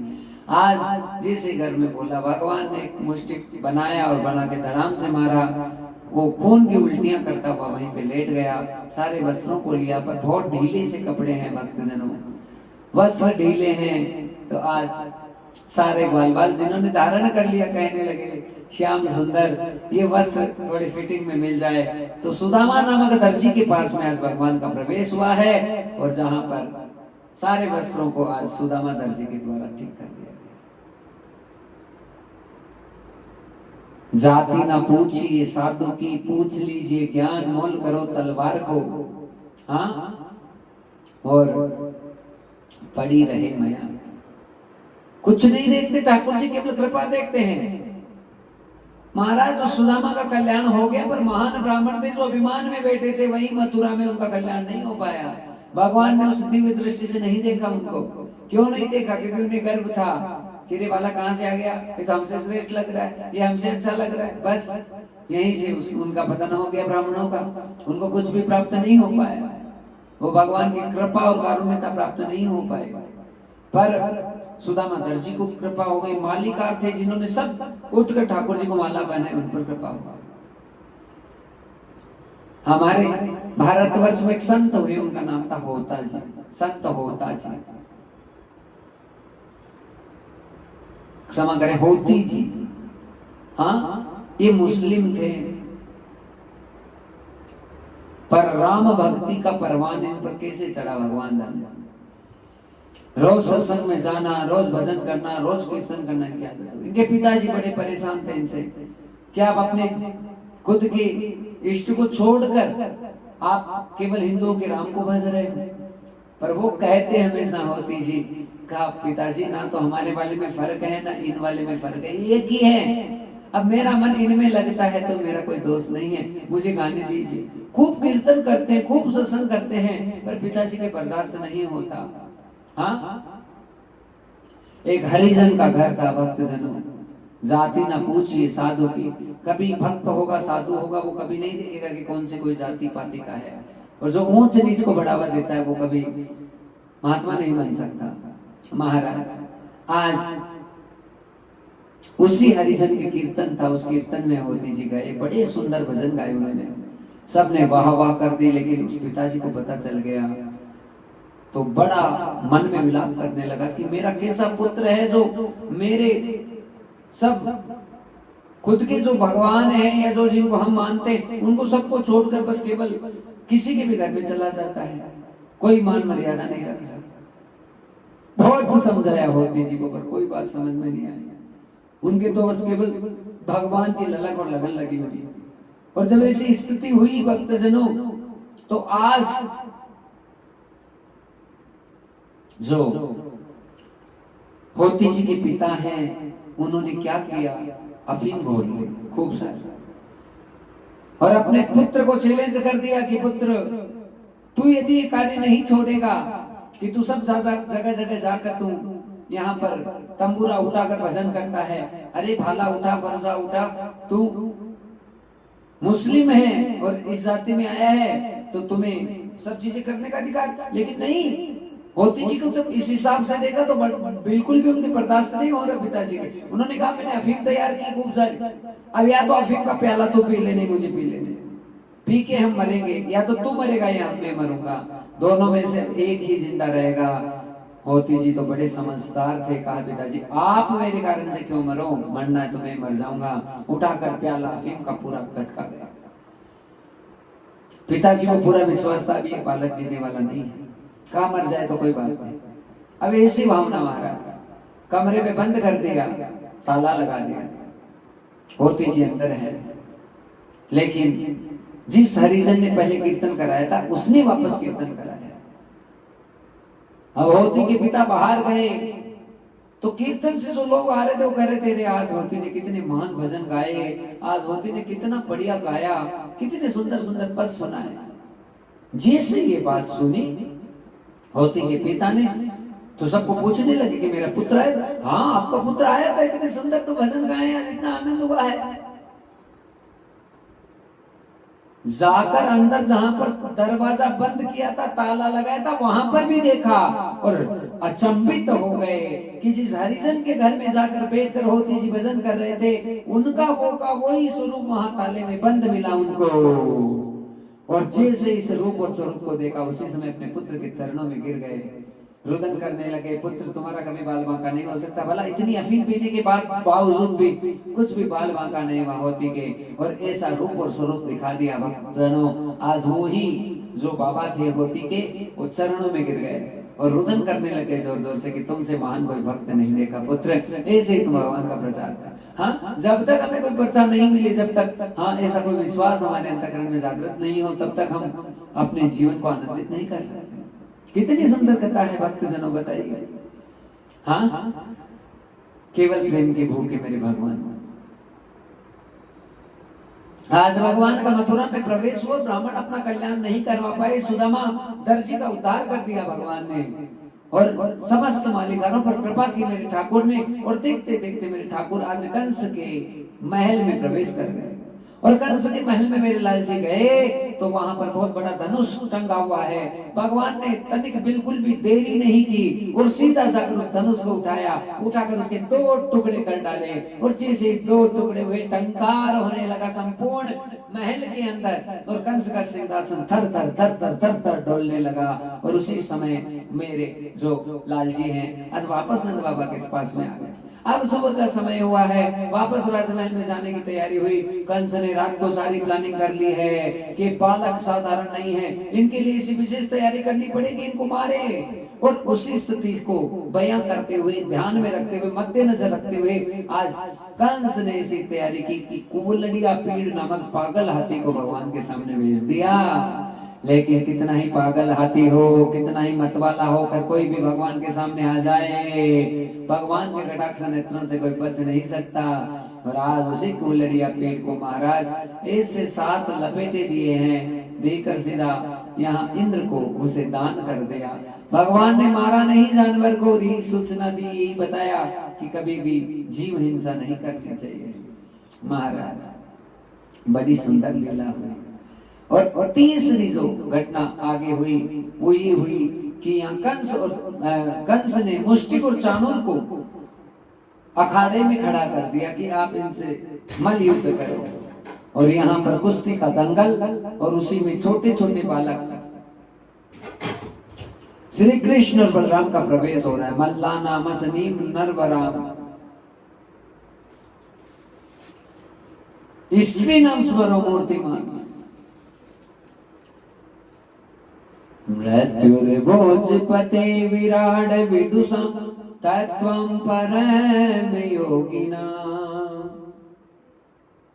महाराज जिसने जैसी भावना रखी उसी भावना से भगवान ने सबको दर्शन दिया। माताएं थी पुत्र भाव से श्री कृष्ण को देखने लगी, वात्सल्य प्रकट कर दिया। युवतियां थी पति भाव से देखने लगी, पति का भाव प्रकट कर दिया। हाँ, कंस था दुष्टता के भाव से देख रहा था तो दुष्टता का ही भाव प्रकट हुआ। जितने राक्षस थे जो अपने काल के रूप में भगवान को देख रहे थे, उसी रूप में ही भगवान अलग अलग स्वरूप और स्वरूप में सबको नजर आए। आज मुष्टिक का युद्ध बलराम जी से चाणूर का युद्ध श्री कृष्ण से हुआ। देखते देखते मुष्टिक का वध बलराम जी ने कर दिया और चाणूर का वध आज भगवान श्री कृष्ण ने किया।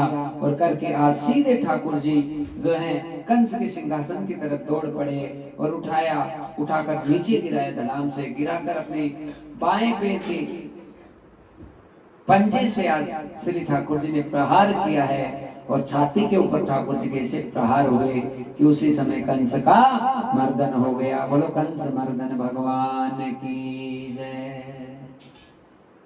हाँ, मेरे प्रभु कितनी सुंदर लीला करते हैं भक्तजनों। कंस को मरना पड़ा, उसका कारण क्या था? उसकी दुष्टता। हठी स्वभाव जिसका भी है उसे कुछ प्राप्त नहीं होगा। अरे राक्षस कुल में भी प्रहलाद के ऊपर कृपा कर दी भगवान ने, की कि नहीं की बताओ? हाँ, असुर कुल में प्रहलाद जी होने के बावजूद साक्षात भगवान को बुलाया, प्रकट कर दिया। पर सब पर ये स्थितियां नहीं बनती है भक्तजन। आज बहुत आनंदमय स्थिति और यहाँ पर वध हुआ कंस का। समस्त देव समाज बड़े प्रसन्न हो गए और आगे लीला बड़ी सुंदर। आज भगवान को जाना पड़ा है अवंतिकापुरी उज्जैन। उग्रसेन जी को आज मथुरा का राजा बनाया।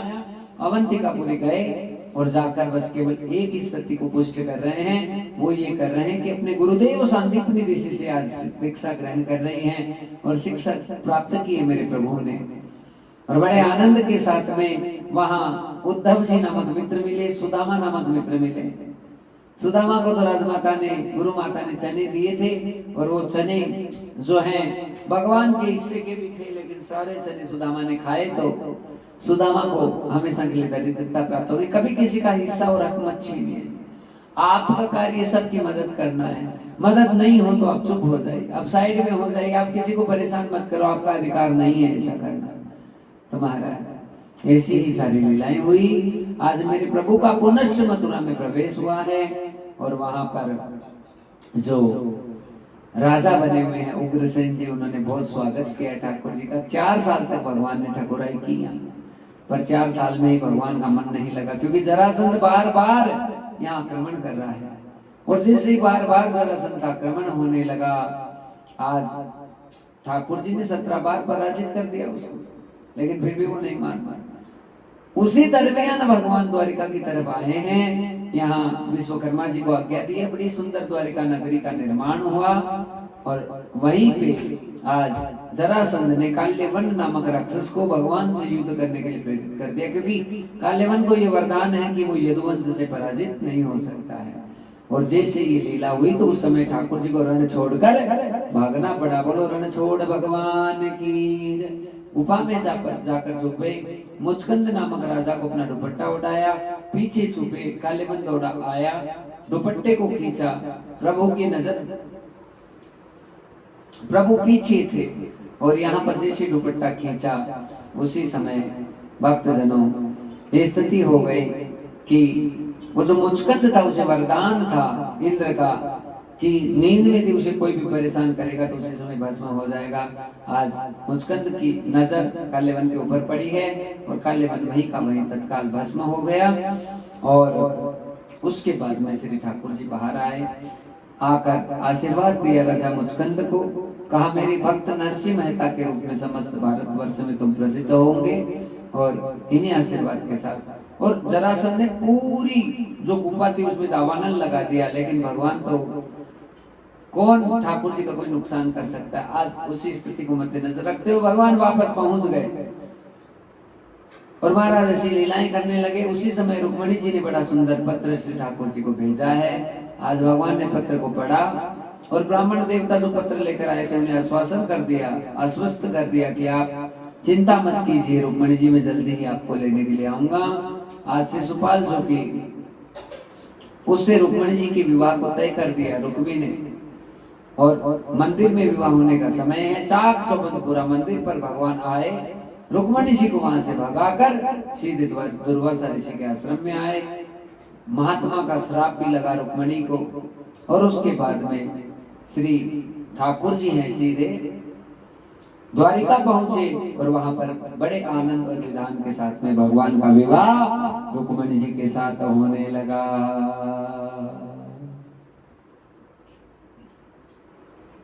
बोलो सांवरिया सरकार की जय, गोविंद भगवान की जय। आज सुंदर स्वरूप में भगवान सजे हैं और बड़े आनंद के साथ में रुक्मणी जी के साथ में श्री ठाकुर जी का विवाह होने लगा है। आओ मेरी सखियों मुझे ऐसी सजा दो, इतना सजा दो मुझे दुल्हन बना दो, मुझे श्याम सुंदर की दुल्हन बना दो, मुझे श्याम सुंदर की दुल्हन बना दो। आओ मेरे सखियों मुझे ऐसी सजा दो, ऐसी सजा दो मुझे इतना बना दो, मुझे श्याम सुंदर की दुल्हन बना दो, मुझे मेरे कान्हा की दुल्हन बना दो। सत्संग में मेरी बात चलाई, सतगुरु ने मेरी किन्हीं सगाई, उनको बुला के अतले बातों करा दो, उनको बुला के अतले बातों करा दो, मुझे मेरे कान्हा की दुल्हन बना दो, मुझे श्याम सुंदर की दुल्हन बना दो, मुझे मेरे कान्हा की दुल्हन बना दो। आज रुक्मणी जी बड़ी सुंदर दुल्हन बनी, ठाकुर जी बंदा बने। दुल्हन हमारी गोरी गोरी, ओ नवल किशोरी, ओ चांद चकोरी, कन्हैया तेरो कारो है। दुल्हन हमारी गोरी गोरी, ओ नवल किशोरी, हाँ चांद चकोरी, कन्हैया तेरो कारो है। कारो नहीं है मत मारो, जगत उजियारो, श्री राधा जी को प्यारो है। वो तो कारो नहीं है मत मारो, जगत उजियारो, श्री राधा जी प्यारो है। दुल्हन हमारी गोरी गोरी, ओ नवल किशोरी, चांद चकोरी, कन्हैया तेरो कारो है। बनड़ा बने है नंदलाल, बधाई सारा भक्तान है। बनड़ा बने है नंदलाल, मैं तो नाचूंगी। ब्रह्मा शंकर सब ही पधारे, ब्रह्मा शंकर सब ही पधारे, गुरु में देव समाए, मैं तो नाचूंगी। बनड़ा बने भगवान, मैं तो नाचूंगी। सुख जनकादिक सारद आए, वीणा बजते हुए नारद आए। सुख सनकादिक सारद आए, वीणा बजते हुए नारद आए। झूमे देव समाज, मैं तो नाचूंगी। झूमे देव समाज, मैं तो नाचूंगी। बनड़ा बने भगवान, मैं तो नाचूंगी। गोविंद भगवान की। रुक्मणी जी से श्री ठाकुर जी का बड़े धूमधाम से विवाह हुआ है। 16,108 विवाह भगवान को करने पड़े। पहला विवाह श्री ठाकुर जी का रुक्मणी जी से, दूसरा जामवंती जी से, तीसरा सत्यभामा से, चौथा कालिंदी से, पांचवा मित्रविंदा, छठा सत्या, सातवां भद्रा, आठवां लक्ष्मणा, 8 मुख्य पटरानियां श्री ठाकुर जी की हुई। सत्राजीत नामक राजा ने मणि को धारण करके भगवान के पास में आकर हंसने की कोशिश की तो प्रभु समझ गए कि उपहास का विषय बन रहा है। और महाराज आज सत्रजीत को भी बड़ा विचित्र सा लगा। जो मणि थी समयंतक नामक अपने भाई को दे दी थी प्रसेन को, वो जंगल में गया, सिंह ने उसे मार दिया। मणि लेकर आगे बढ़ा तो जामवंत जी को मणि हाथ आ गई और उसी जामवंत जी के साथ में श्री ठाकुर जी का युद्ध हुआ। उन्हीं जामवंत जी जब पराजित हो गए, जान गए कि साक्षात राम ही कृष्ण के रूप में लीला कर रहे हैं, तो महाराज आज अपनी कन्या जामवंती श्री ठाकुर जी के हवाले की और बड़े आनंद के साथ में भगवान का विवाह हुआ। और वो जो मणि थी समयंतक नामक, जो कि वो जामवंत जी ही लेकर आए थे, उसे वापस ठाकुर जी को लौटाया। आकर सत्राजीत को भगवान ने मणि दी तो अपनी पुत्री से विवाह करना भगवान के साथ में तय कर दिया। सत्यभामा से भगवान का विवाह हुआ और फिर उसके बाद में 16,100 कन्याएं भक्तजन भौमासुर नामक दैत्य ने बंदी बनाया है। आज श्री परमात्मा गोविंद है, लीला करेंगे। रुक्मणी जी के पुत्र हुआ, उसका नाम प्रद्युम्न हुआ। बचपन में भगवान को भी काफी, जो प्रद्युम्न का बचपन था, उस बचपन में भगवान को काफी संघर्ष हुआ, क्योंकि उसी बालक का सम्रासुर ने अपहरण कर लिया था। और सम्रासुर के ही रसोई में वो बालक है, रति को प्राप्त हुआ, उसी का नाम प्रद्युम्न हुआ। प्रद्युम्न जी ने पहले सम्रासुर का वध किया और अब वही प्रद्युम्न भौमासुर से युद्ध करने के लिए पहुंचे हैं और ठाकुर जी भी साथ में हैं। आज समस्त 16,100 कन्याओं को राजगृह से मुक्त कराया है परमात्मा ने और सारी कन्याओं को अपनी पत्नी के रूप में भगवान ने स्वीकार कर लिया है। बाणासुर भगवान शंकर का परम प्रिय भक्त है। 1000 हाथों का वरदान प्रदान किया ठाकुर जी ने, शंकर भगवान ने। पर ये इतने हाथ जब बाणासुर के हो गए तो परेशान होने लगा। विचित्रता इस बात की है कि बिन हाथों का क्या करूं, क्या करूं, क्या करूं। और जब बड़ा परेशान होने लगा तो शंकर भगवान ने कहा कि यदुवंश में भगवान श्री कृष्ण अवतार लेंगे बाणासुर और तुम्हारे हाथों से वही मुक्त करेंगे। और जब भगवान के नाम को सुना बाणासुर ने कि श्री कृष्ण मेरा वध करेंगे तो डर गया। कहा प्रभु, भगवान शंकर को कहा कि आप मेरी तरफ से युद्ध करना। वो स्थिति आगे बनी है भक्तजनों। आज युद्ध हुआ कब कि जब बाणासुर की ही कन्या उषा, जिसने स्वप्न में अनिरुद्ध जी को पति भाव में देखा और उन्हें सब कुछ स्वीकार किया, अनिरुद्ध को बंदी बना लिया गया द्वारिका से। और फिर जब पता चला ठाकुर जी को, तो ठाकुर जी ने कहा हमको तो उषा स्वीकार आप दे दो, पर मना कर दिया बाणासुर ने, क्योंकि भगवान की वाणी सिद्ध होनी थी। और फिर भयंकर युद्ध हुआ ठाकुर जी और बाणासुर का। और आज भगवान ने बाणासुर को हाथों से उनको मुक्त कर दिया। शंकर भगवान भी वहां आए थे, फिर शंकर जी ने ही निवेदन किया कि मेरा भक्त है। बाणासुर पर भगवान ने बड़ी कृपा की है और अब परमात्मा ने बाणासुर को मुक्ति प्रदान की। और उसके बाद में जो है आज राजसूय यज्ञ को करने की उत्कंठा समस्त पांडवों में हो रही है, पर जरासंध जब तक नहीं मरेगा तब तक राजसूय यज्ञ नहीं होगा। आज भगवान ने ब्राह्मण का वेश बनाया है, समस्त पांडव ब्राह्मण बने हैं और बनकर सीधे बाणासुर के दरबार में चले गए हैं। और जाकर कह दिया है ठाकुर जी ने कि भिक्षाम दे। बाणासुर तो समझ गया कि क्षत्रिय हैं, तो महाराज आज क्षमा करें। जरासंध है वो समझ गया है कि क्षत्रिय हैं, तो जरासंध ने कहा कि क्या चाहिए तुमको मांग लो। पहले तो ये कहा, फिर जान गए कि कृष्ण ही है तो कहा कि अरे कन्हैया मुझे पता है तू युद्ध करने के लिए आया है, तो मैं तुझसे तो लड़ूंगा नहीं, क्योंकि तू तो भाग गया युद्ध के मैदान को छोड़ के।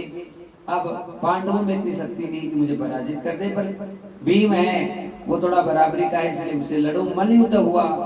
28वें दिन भगवान की कृपा से भीम को आज इशारा किया भगवान ने और उसी इशारे के परिणाम स्वरूप आज जरासंध की दोनों टांगों को पकड़कर चीरा और जरासंध का उद्धार आज भीम के द्वारा कर दिया गया। पर भगवान की महती कृपा से जरासंध का उद्धार। और फिर राजसूय के युधिष्ठिर कीना संत सेवा अपनाई सबसे ऊंची प्रेम सगाई सबसे ऊंची प्रेम सगाई सबसे ऊंची प्रेम सगाई सबसे ऊंची प्रेम सगाई सबसे ऊंची प्रेम सगाई सबसे ऊंची प्रेम सगाई सबसे ऊंची प्रेम सगाई सबसे ऊंची प्रेम सगाई प्रेम के वश अर्जुन रत हाँ क्यों प्रेम के वश अर्जुन रत हाँ क्यों भूल गए ठकुराई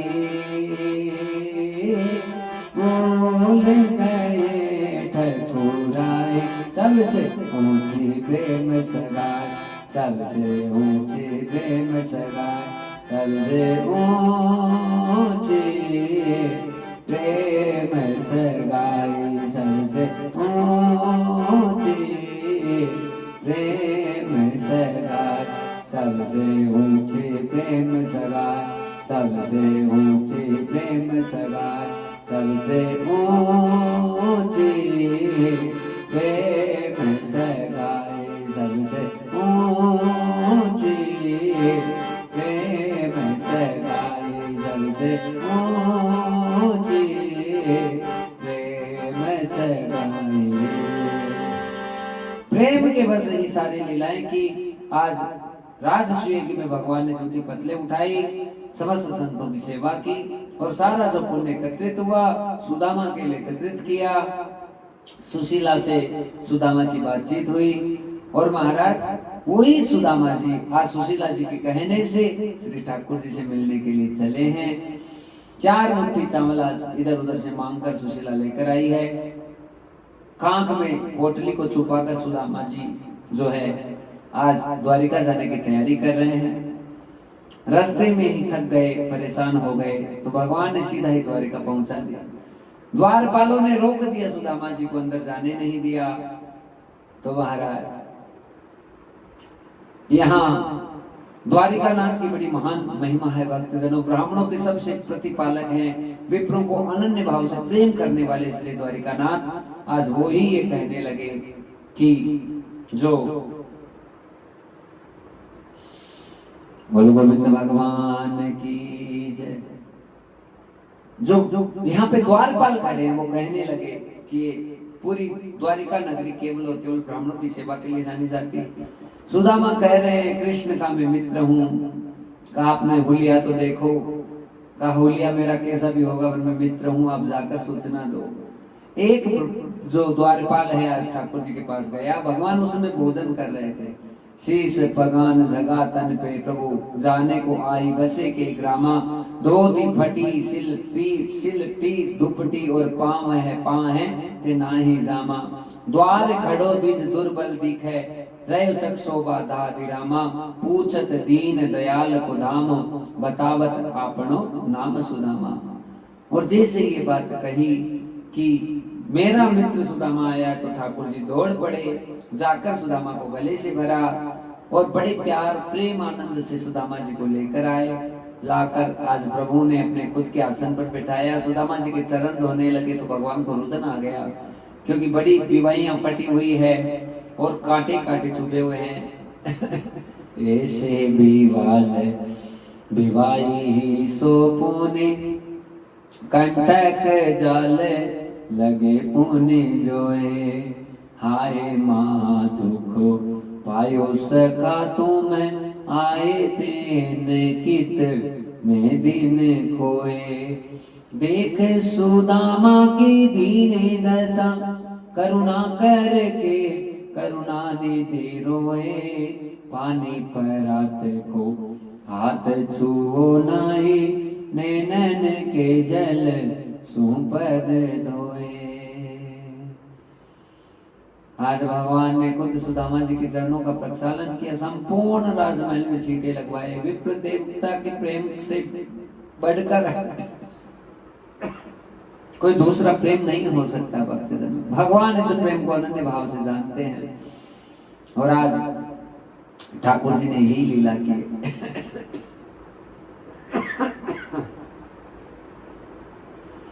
महाराज बोलो गोविंद भगवान की। ना तो सुदामा जी ने कुछ मांगा ना भगवान ने कुछ दिया। सुदामा जी कुछ दिन रुककर वापस पहुंचे तो जो झुग्गी झोपड़ियां थी वहां पर बड़े बड़े महल से ठाकुर जी कृपा से प्राप्त हो गए। सुशीला जी की भी प्रसन्नता का ठिकाना नहीं रहा।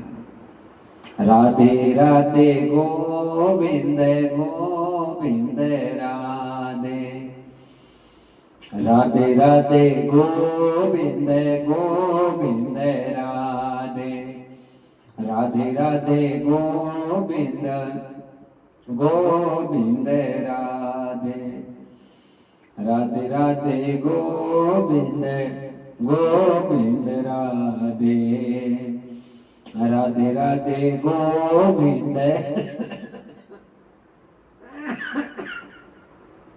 क्षमा करें गोविंद राधे राधे राधे गोविंद गोविंद राधे राधे राधे गोविंद गोविंद राधे राधे राधे गोविंद गोविंद राधे। सुदामा जी के ऊपर इतनी बड़ी कृपा ठाकुर जी की। और फिर महाराज महाभारत का प्रसंग आता है जहां पे धर्म की विजय हुई, अधर्म को हारना पड़ा। क्योंकि द्रौपदी ने तो मानो कहा या नहीं कहा कि अंधे का पुत्र अंधा, पर यहाँ दुर्योधन ने बड़ी द्वेष भावना जागृत की। पांडवों को जुए में उसने हरा दिया पासे में, और हरा के भक्त जनों यहाँ सीधा द्रौपदी को दांव पे लगाया। तो द्रौपदी ने हार कर केवल भगवान को पुकारा। दुख हरो द्वारिका नाथ शरण में तेरी। आज महाराज द्रौपदी ने केवल भगवान को पुकारा। ठाकुर जी ने साड़ी का अंबार लगाया और द्रौपदी जी की लाज बचाई। मेरे प्रभु ने बड़े आनंद के साथ। पांडवों को 12 साल के लिए वनवास, 1 साल का ज्ञातवास हुआ। सारा काट कर आए तो दुर्योधन ने पहले वचन दिया था कि आओगे तो 5 गांव तो जरूर दे ही दूंगा, लेकिन एक सुई भर जमीन भी देना मना कर दिया। और जब मना किया तो उसके बाद में विचित्र स्थिति हो गई। क्या वह स्थिति ऐसी हुई कि खुद ठाकुर जी आज दुर्योधन को समझाने के लिए जा रहे हैं। खुद भगवान ने जाकर दुर्योधन को समझाया, पर फिर भी दुर्योधन के कुछ भी समझ में नहीं आया भक्तजन। हाँ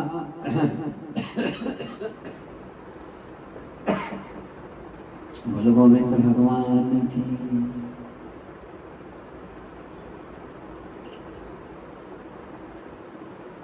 बहुत सारा भोजन बनाया दुर्योधन ने कि ठाकुर जी को जिमाएंगे, पर ठाकुर जी ने इतना सा इनका भी ग्रहण नहीं किया। और विदुरानी के घर पे चले गए, जाकर केले का भोग लगा दिया। प्रभु ने बतवे का साग खा लिया, अपना जीवन धन्य कर दिया उनका और खुद का भी। क्योंकि भक्त के ऊपर कृपा होती है तो पहले भगवान तरता है, फिर भक्त तरता है। तो बड़े आनंद का विषय हुआ।